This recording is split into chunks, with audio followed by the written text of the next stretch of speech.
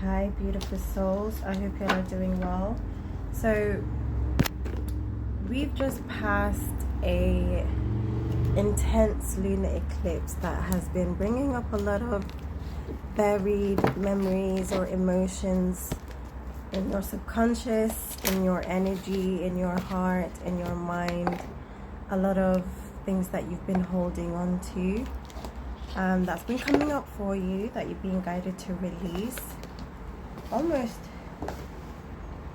assisted and guided, you know. So let's see what has been coming up in your subconscious mind right now. What messages does the spirit guides, ancestors, angels of the highest white light have for you? It's important for you to understand that these messages are past, present and future as well, but for now it's the energy that you're in now that I am questioning. Okay, what is it that you need to look at right now and focus on and journal on or meditate on to release? If you resonate with these messages, then you are divinely guided and protected and loved. So know that you are loved and you are never alone. What is there for the collective ancestor spirit guides of the highest white light? You have a divine purpose. Just came to my mind.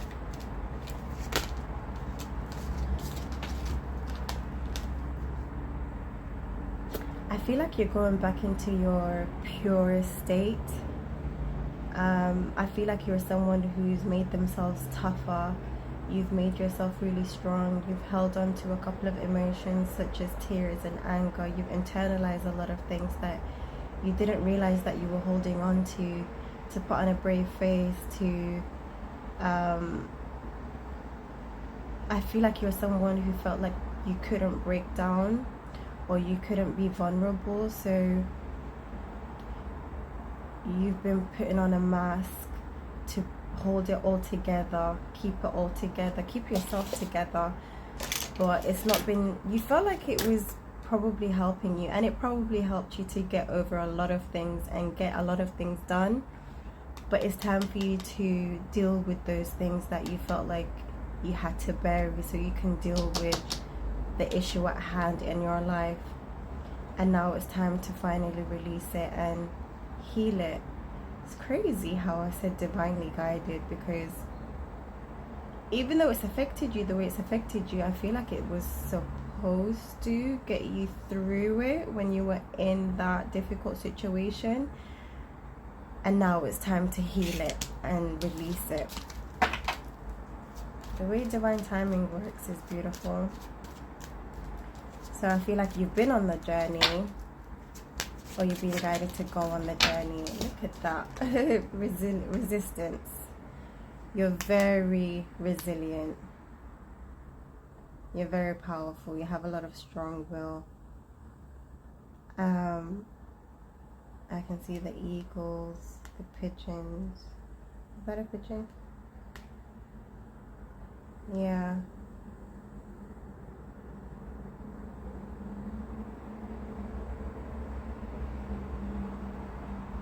With this card, I'm also getting you're very healing, very resilient and very healing. However, those same things that helped you like temporarily, or those thoughts, those emotions, that perspective that you had, I feel like gave you strength at the time, but I feel like it's no longer useful. For example, telling yourself that it's a bit of like an ego death that's going on with you as well, or you're being guided to like have an ego death, or you're probably someone who's having an ego death where probably along your healing work, your spiritual awakening, you probably picked up perspectives such as those people that done me wrong, you've painted them as like evil or bad, and they did this to me or they did that to me. Either I'm trying to forgive or I'll never forgive them. So the perspective that you're being guided to let go of or change is seeing things as it was just their perspective or their reality or their own hurt replaying itself. So it's not personal, basically. Let it go. It had nothing to do with you. The way other people reacted is because of what they've been through. Like, I feel like you're someone who's being guided to like put yourself in other people's shoes and realize they were a victim themselves. Like, instead of saying, oh, they hated me, or they were jealous of me, or they were intimidated by me, or they didn't, and it may be true, but it wasn't the whole truth. It was partially. So you're being guided to look at the bigger picture. I hope I made sense there. I feel like I didn't, but we'll see what else comes through. I'm feeling called to like use another deck. I feel like I'm speaking to a hierophant or a high priestess, someone who's very knowledgeable, or someone who has a lot of hidden knowledge, and you're being guided to like look within boundaries. So